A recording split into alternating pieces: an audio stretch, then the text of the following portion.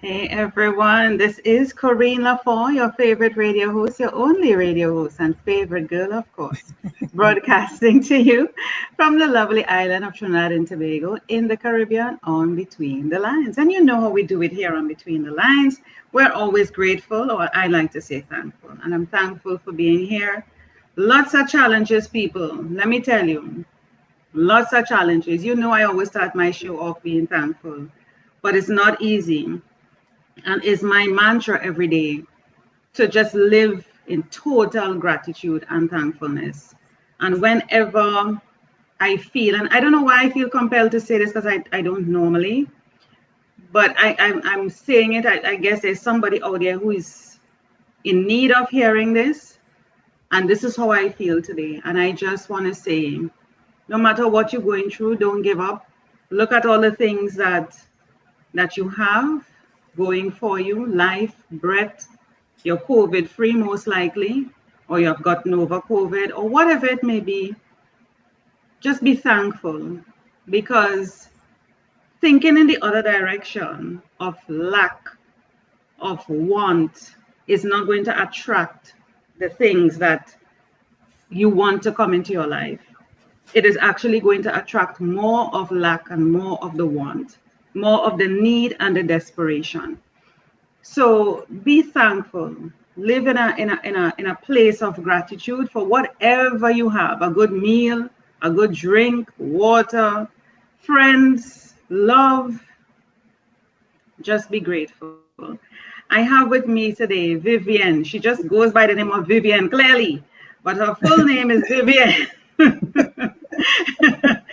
Schapera. I hope I said that correctly, but today we'll only call her Vivien, okay? Vivien. Since that is what is showing up on the screen, Vivien. And we're talking about a very sensitive topic today. I hope you have your tissues ready. This is why I started on that note, because anytime I'm talking to guests on my show about a topic like this, which is the loss of a child, can you heal from it? It's a very sensitive topic for me. I haven't lost a child, and I'm thankful, but I am very sensitive to it, and I'm a mother. And I could say I know how they feel coming from a mother's perspective, but I really don't know how they feel until I go through it. I think it's insensitive to say that you know how somebody feels. You just can't. The imagination can't. And I've spoken to a number of guests on my show who have lost children, and I've come down to tears. So I am actually asking God to keep me up today, that I will not be bawling and crying here live. But if that happens, so be it. I know you guys are going to support me, and I ask God to give Vivien strength to also be able to hold up in this time. Because no matter how long it has been, or how soon it has happened, the hurt and the pain doesn't go away. And we want to understand from Vivien's experience how she has able to navigate the pain and the hurt to be able to heal, that she's able to talk about it with me today and to help other parents or even other persons who have gone through a loss, how to cope and how to be able to heal. Let me tell you a bit about Vivien. So she's a pioneer in healing and a specialist in translating intuitive, energetic, and spiritual dynamics into practical help for body, mind, and spirit. She's trained in clinical psychology and the Alexander technique, which I have no idea about, but she's going to share with us a hands-on method for retraining neuromuscular dynamics. She now works as a teacher, healer, and author, having established a private practice and 2 training schools, including Four Winds Academy, a school for healers. She has published several books and a comprehensive educational website. Crystal Healing Techniques is her website. We're going to be featuring that a little bit later in the episode. And just because of what we're talking today, we're going to pay respect to her son, who died suddenly of ventricular fibrillation at the age of 26 in 2013. So it's not too long ago, people. Because of, she said, the nature of the show, she's going to be willing to talk and share how persons can, I will never use the word overcome, but be able to cope and, like I said before, navigate and to heal from a loss. So I want to officially welcome now Vivien to Between the Lines. Thank you so much for being here. Oh my word. Oh my word. So Vivien. Yes. You're a mother. I'm a mother. Yes. What would you say to mothers who have lost a child? You know, I would point out what my son pointed out to me straight after he passed. Mm-hmm. He said to me, "Mom, count up the people that you personally know, not that you know of, but the people you personally know who have lost a child." That came through about 2-3 days after he passed. He said those words to me. And so I did. I listened to him and I started to count. And when I reached 64, without even trying, the point was made. And I realized from that, he set my mind in motion. And I realized I have not been singled out for an unusual experience. Yes. In fact, this is normal. And it's only since the 1950s that we expect our children to live. And it is just not the case. It is a fiction that our society has put forward, a fiction that all children will survive to old age. And it just isn't a truth, but it is a truth that it is a screen that our society is putting out.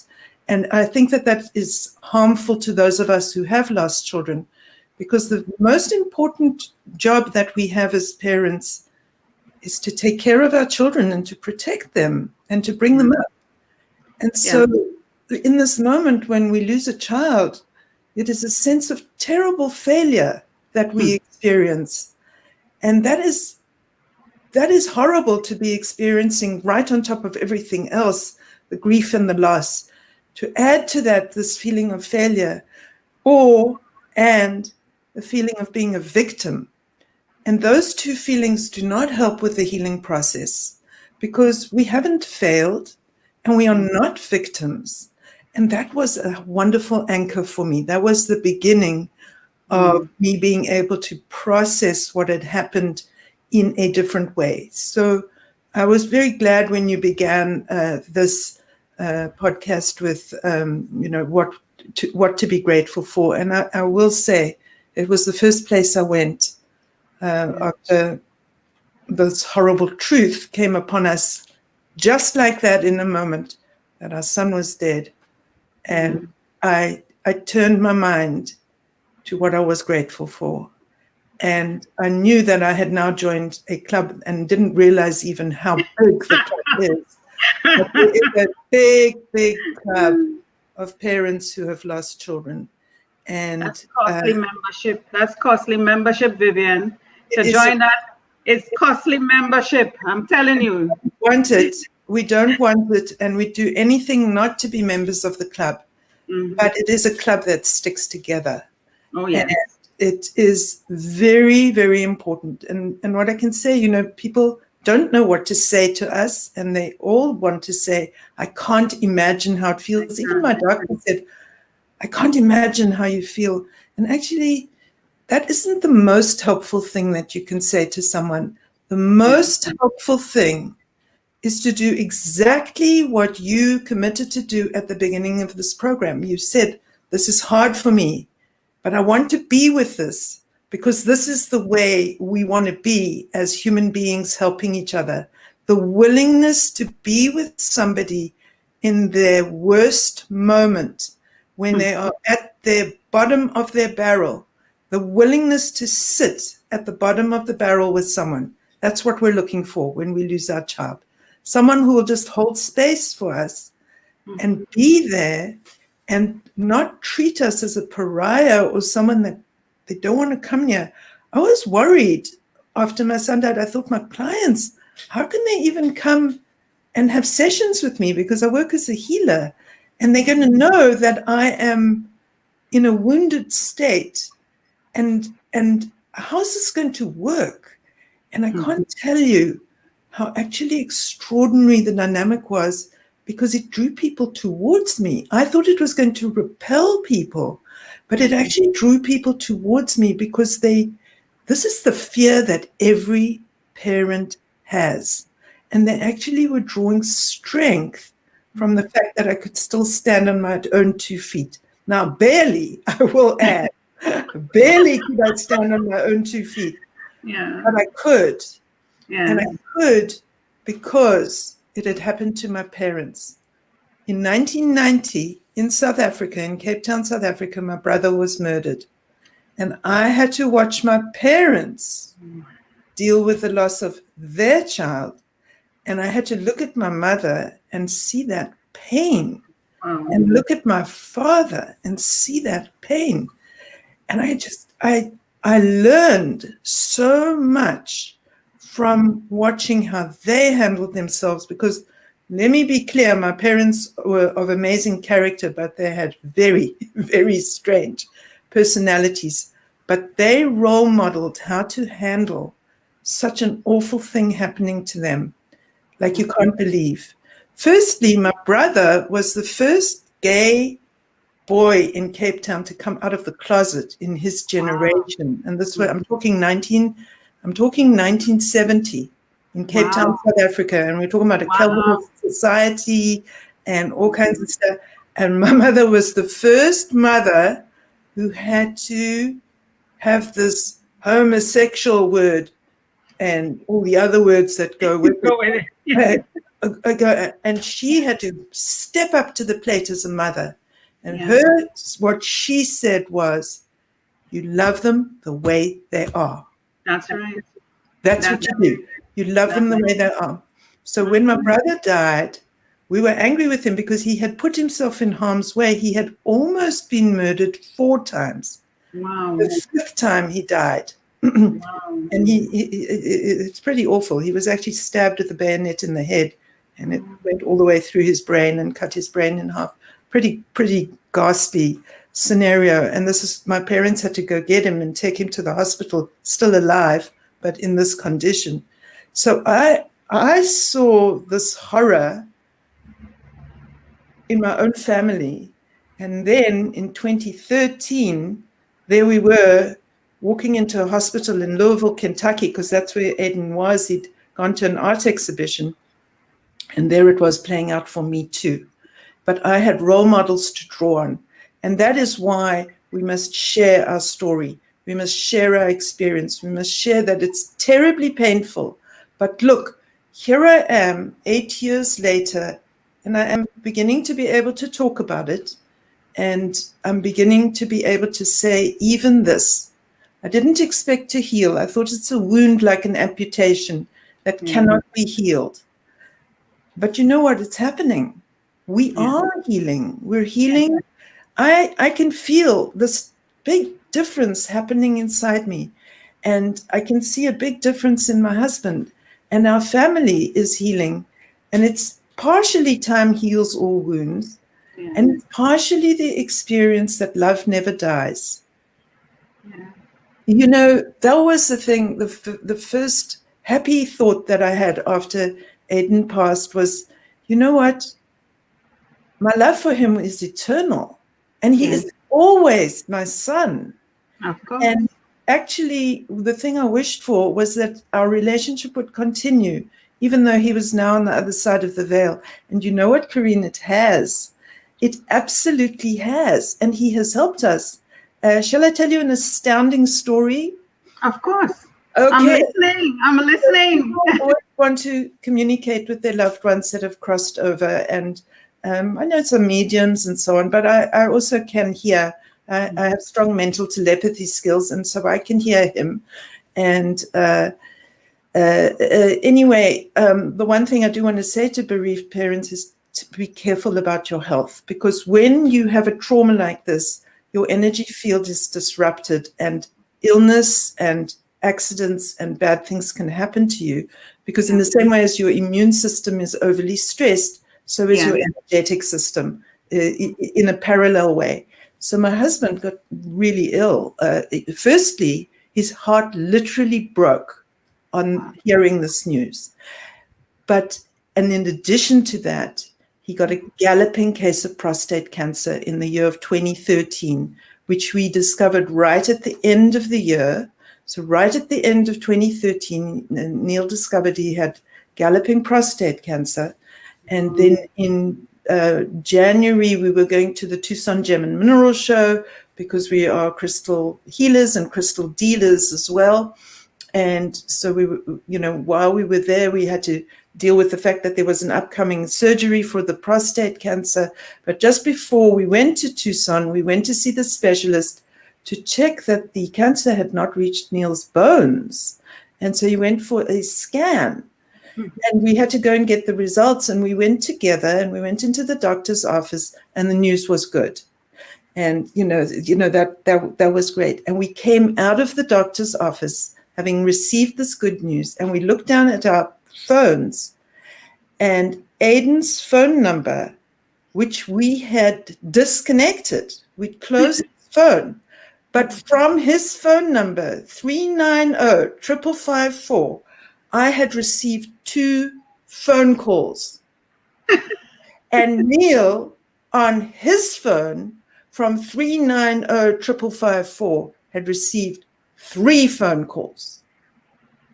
No message, but across the veil, Aiden had contacted us in this absolutely concrete way and let us know that he's watching over us and that he's helping us.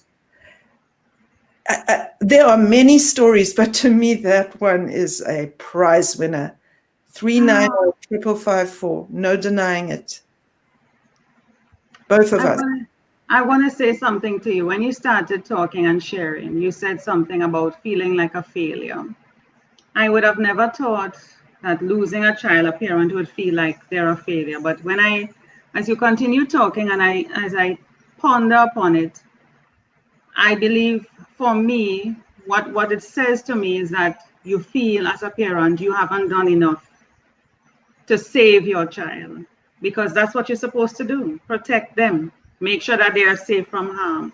So you feel like you didn't do enough. I could have done this, I could have done that. Which doctor I could have taken him to, what medicine I didn't spend enough. I could have given my own heart. I could have, just to save. Another thing too, you spoke about the truths, the programming, I would want to call it, that we have been trained to believe. And one of the things, and I even heard it in a movie, where it is believed that the parent, if anybody has to leave this earth, it has to be the parent first, not the child.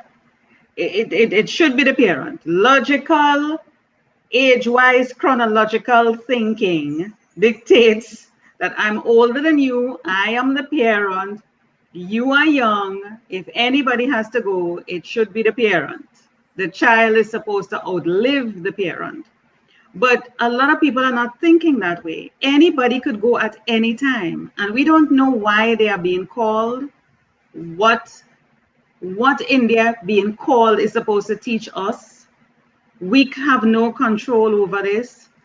And as you mentioned to me when you made contact with me, it is a topic, death, loss, grief is a topic a lot of people don't want to talk about because of the pain and the hurt and the fear, and also the way they will be perceived. Nobody wants to feel, oh, pity, That's oh, right. woe is me, or even separated, from quote unquote normal people who haven't lost a child. You don't want to be seen in the club. You don't want people to know you belong to that club. So, you want people to treat you as everyday. But then they too don't know how to approach you. So you have to also understand that what to say. They don't want to say anything to slip up or to trigger a thought or a memory. So instead of having to go through that, they just stay away or have limited contact or whatever. But we have to deal with loss and grief. Yeah. And I also want to add, somebody doesn't have to physically die. To me, I'll tell you my perception of death and grief, especially grief. Somebody doesn't have to physically die for you to have grief. Right. Somebody can separate from you. They can be estranged from you. And because of the love and the connection that you have had with this person, you go through a grief, especially parent-child is what I'm talking about. You have grown this child, you give birth, you carry this child for 9 months. And for your child to be not talking to you or having that relationship with you, it is a loss. It is a grief. You grieve. I don't know about fathers. I can't speak for them.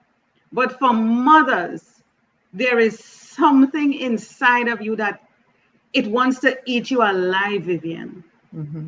It wants to eat you alive.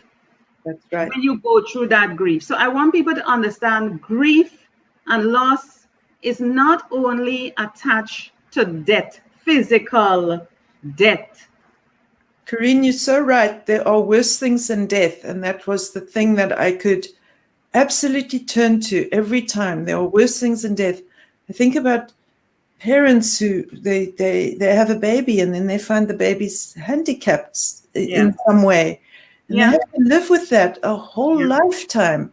That's and right. That is a grief too. That there has to be so much adjustment, but that's a daily constant reminder. And it's the loss of a normal life and a normal trajectory to life and the whole trauma in and of itself. This is a loss and a grief too. Death is not the only thing that causes us loss and grief. And I want to say that one of the things that upset me when people would talk about it was they say, this is the worst. This is the worst thing. When to lose a child is the worst thing. I was like, oh my goodness, what is it like for Aiden's girlfriend, Amy, to lose her boyfriend? What is it like for people to lose their spouses, their partners? These are terrible things, and you cannot rank these losses. These are all terrible. And it depends on you and who that person was in your life. And there's no ranking these things. This is worse than that. This is more than that, and this fits in here. And no. Yes. But you said something a while ago about a parent having a child that might be disabled or handicapped or whatever.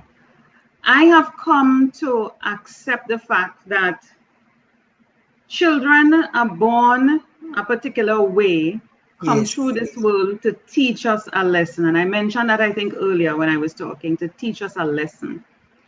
we may start to say, but I'm healthy, my husband is healthy, we have other healthy children, whatever it is, what happened to this one, why this one, and you feel embarrassed and all of that. But there is a reason. And these children sometimes come into your world to change it completely, which is what you said.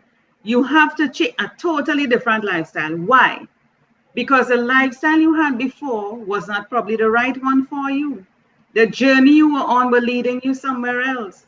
And this child came to show you kindness, stillness, slowing down, appreciating the fine things in life. And the fine things mean stopping to say hello to the man on the road who's selling the apples, or opening a door for somebody, or helping somebody. Just kindness and love. Because they surely slow you down. They surely slow down your life to stop and smell the coffee and smell the roses. So what's the lesson? I think what I want us to take away from this discussion is, in the healing is coming from the lessons. I know it is hard. I know it is hard to deal with the loss. We know that. That's a fact. We can't control that. So what is within our control, Vivien? Well, I can report to you from a little baby who lasted only 12 hours here on Earth, and her name is Willow. And Willow is the granddaughter of one of my colleagues who trained with me and is a colleague now. And Willow lasted only 12 hours, and Willow passed before Aiden passed. I think it was the year before.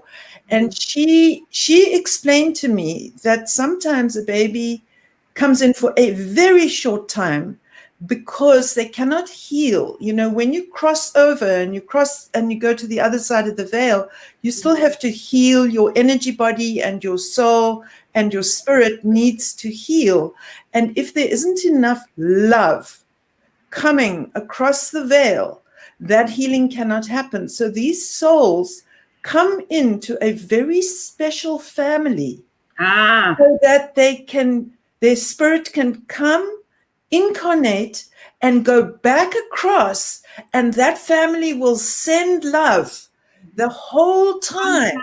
And their spirits and souls can continue to heal on the other side of the veil, but they weren't getting that love. And so they had to come back and incarnate very briefly.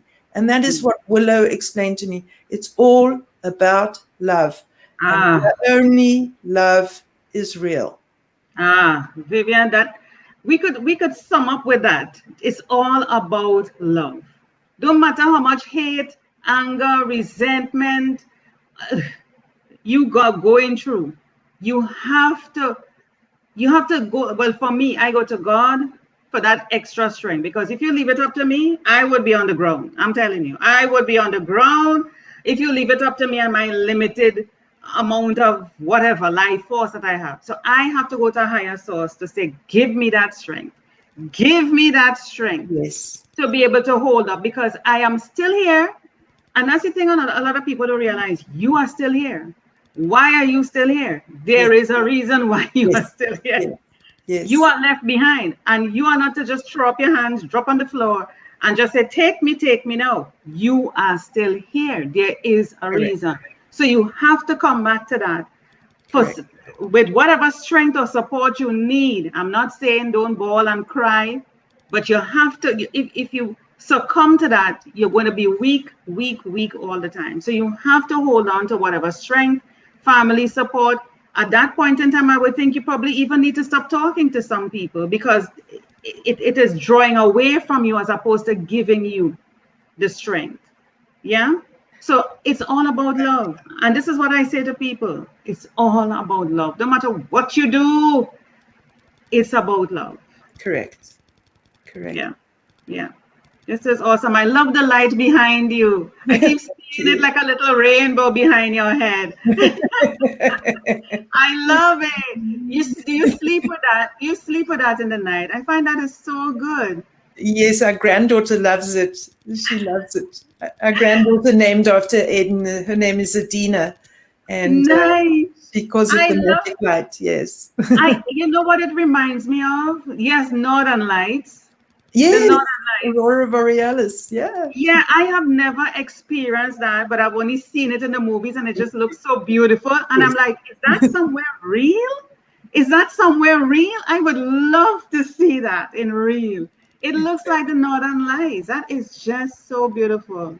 Thank you. Oh, and I remember staying in a room one day where they had, it was a child's room, but they had stars, little stars on the ceiling with the Yes, moon and yes. stuff. And when you take off the light, it shows up, so you feel like you're in a galaxy. I was like, yay! Very good. Oh my God.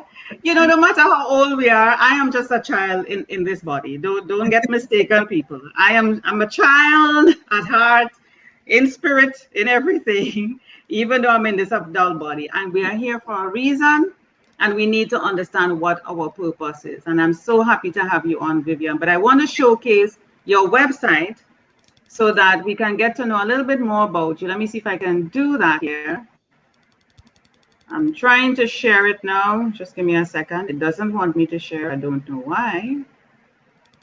Here we go. It's taking a while to come up.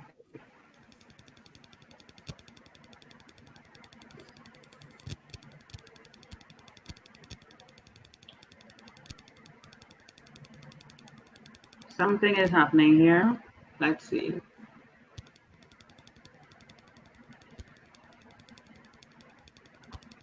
There we go. This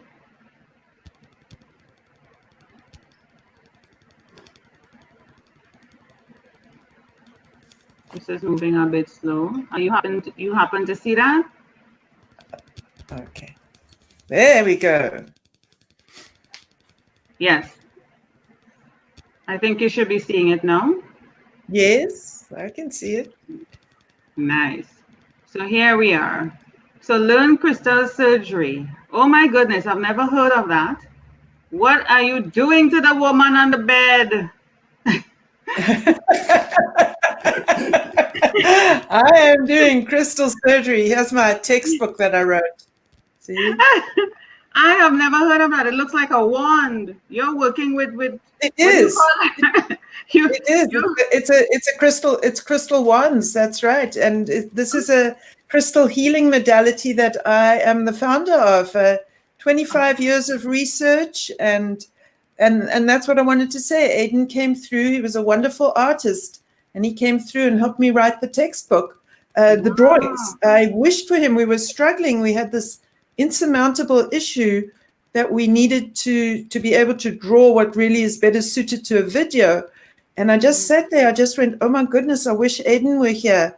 And boom, he was here at my left shoulder. And he said, Mom, what do you want to draw? And I told him, and he said, you draw it like this. And he dropped the image into my head. And then I did it with pencil and showed it to the artist, and she did it on the computer. And we did that on the book. And I can show you an example right here. Yeah. So you can see over there, those are the drawings Hold that on. Aiden helped me do. Hold that right there. Let me showcase you there for a second. Yeah. Whoa. Wow. Those are the diagrams. And it's pages. It's a whole chapter of diagrams like this that Aiden did the drawings, put them in my head, and then I did them with pencil and paper, and the artist did them on the computer. And that was the answer to my wish that our relationship continue, despite him being on the other side. Wow, this is awesome. I mean, you look like you're in Star Wars. Yeah. I'm a citizen of the world and the universe too. Yeah, this is awesome. I've heard of crystals, people getting crystals in their home and what crystals are good for peace, stillness, abundance. Could you just share as we're closing off a bit about that? What if somebody wants to attract, if somebody wants to attract peace, stillness, more abundance, or even love, the person that they're looking for? I don't know. Yes, well, people love rose quartz, and you can get rose quartz in beautiful pillars and shapes. I can just pick up a few crystals and talk. Of course. For abundance, you need like a citrine, like this one. Mm-hmm. That's a double terminated citrine. So they call this the merchant stone. So Okay. I'll take it right up to the Yeah, picture yeah, there. I'm So seeing that's an example. And then for a sense of love in the home, all the pink stones, but rose quartz can come in big masses. And I've got a Mm-hmm. rose quartz. Let me just get this one.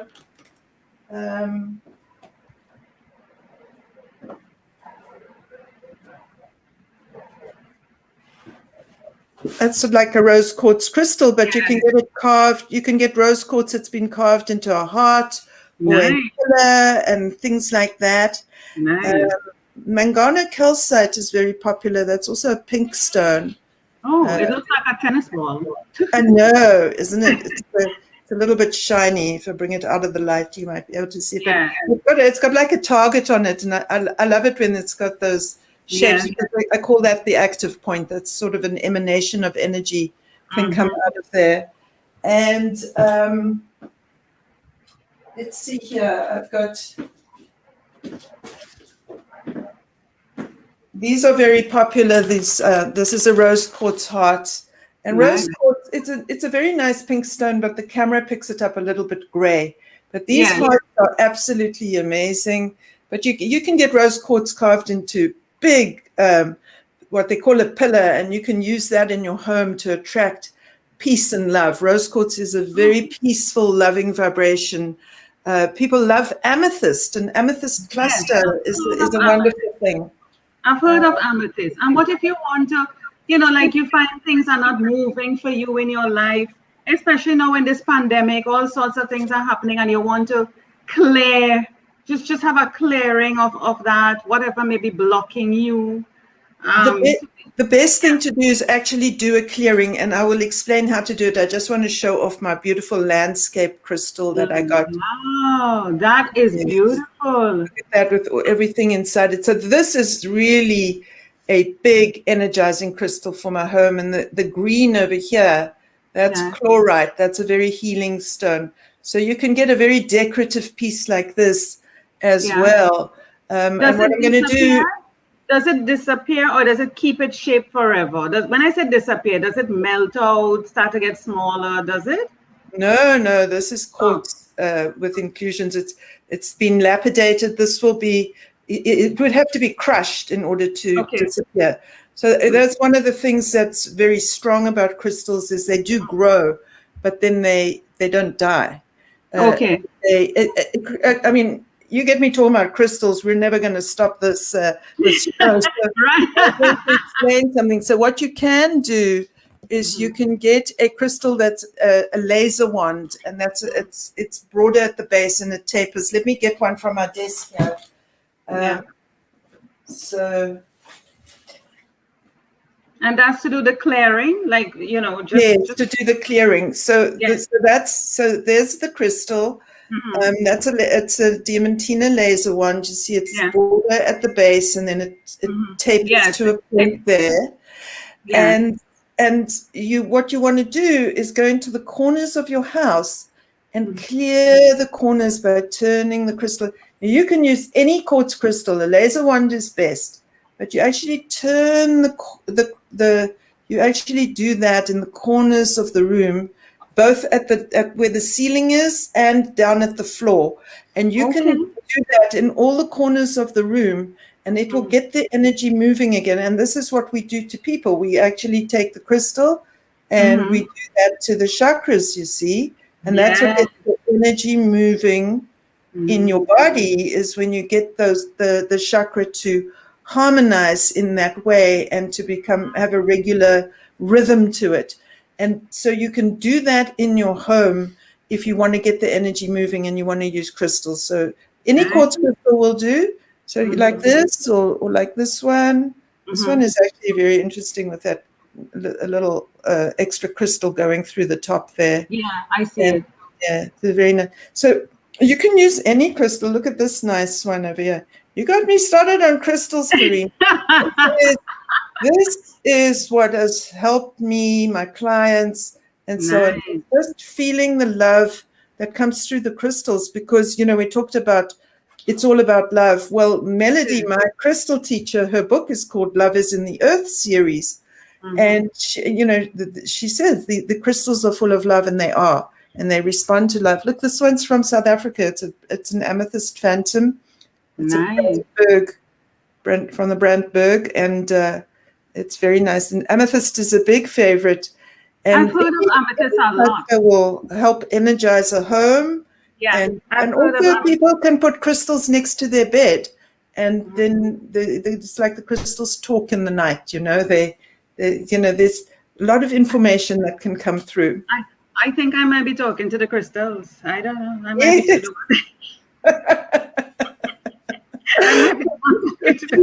There was many years ago, actually, we were still in South Africa. There was a show called Twin Peaks, and there was a woman who was carrying a log around like this in the show.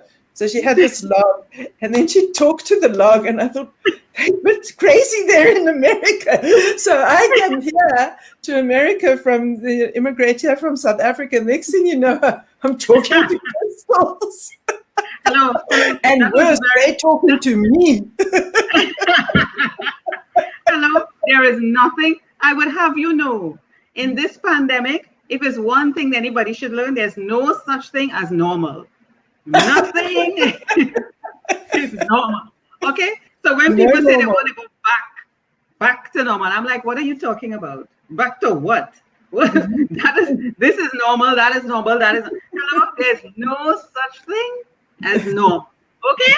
If I feel to walk, I would be out, Vivien, and I would be shopping, and I'd be talking to myself. I would stand up in the road and I'd be like, should I go across there? I don't know. And I'm like, and I'm thinking, I don't care. I need to talk to myself and answer back. People say, if you talk to yourself is one thing, but when you answer back, no, I have to answer back. I have to answer back. You must show respect to yourself. I talk to myself, but I don't talk out loud, because my mother talked to herself out loud. We used to sit outside the shower and she'd go through a litany of complaints, and she'd go through everyone in the house. So we'd sit outside and listen to her complaint about us. So I don't talk to myself out loud, but I am always in a conversation with myself, and it's what keeps me. It keeps me centered. It keeps me sane. I process. I tell myself when I'm being stubborn. I tell myself when I'm stuck in my psychology. It's how I supported myself through many different situations was by being very present to myself. And if you need to talk to yourself to be present to yourself, do it. It's fine. Do it. Exactly. Do it, people. Do it. There's no shame or embarrassment. Unlike Vivien, I talk out loud. I don't care. I talk out loud and I answer back to myself loud. I have that conversation. I don't care. That's what I need to do to center, to let myself know, come on.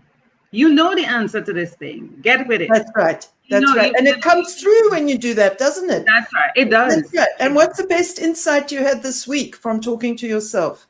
Oh, I had so many. I think I just allow certain things to happen. I just allow, and I realize I know I have my boundaries and I'm compromising on them. And I'm like, Corine, you are tolerating crap. You know this. Yes. Put an end to it. Put an end to it.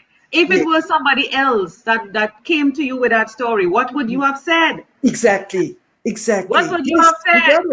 So from the time I and from the time I have that conversation with myself, I'm like, that's it. Stop. Mm-hmm. That's it. Yeah. And it will happen every now and again, but the more you do it, is the more you realize it lessens the time, the learning curve in cutting the person off or cutting off the situation. It lessens. Yeah. That's right, because you bothered to listen to yourself. You see, talking to yourself is one thing, but listening to yourself, that's a skill. It's a skill to learn to listen to yourself. And that's something I've tried to train myself into. If I get that thought, I'm going to like, well, are you going to listen? And the things that happen when you don't listen to yourself, and the things that happen when you break your own rules. Don't go there. Don't go there. Don't go there. That's for another topic. Don't go there. Vivien, I want to thank you so much. We have gone way over time, but it has been an enjoyable time with you. I am so happy that we did not cry during this episode. We did not have to pull out the tissue. We did not. We managed well. And I think the prayer that I did worked. By the grace of God, we were able to. Oh, you had yours handy. I kept them ready. You had it handy. That's okay. It's good, but we didn't use it. We were supported, weren't we? We didn't use it. That's right. Okay. I said the prayer. Give us strength. Okay. That's right. And we're looking good at the end of it, aren't we? We're looking good. We're happy. We're happy. That's right. That's we're right. feeling healed by our conversation. That's fantastic. And this is evidence to persons who will be listening or who are listening, and they will realize you can be happy and smiling at the end of it. So thank you so much, Vivien, for sharing your story, for going into crystals, for sharing some crystals that people can use to get rid of the little woo-woo, juju, whatever, okay, and to get going in their life. And it's all about love. Thank you so much, Vivien, for being on Between the Lines. It's been a pleasure. Bye now.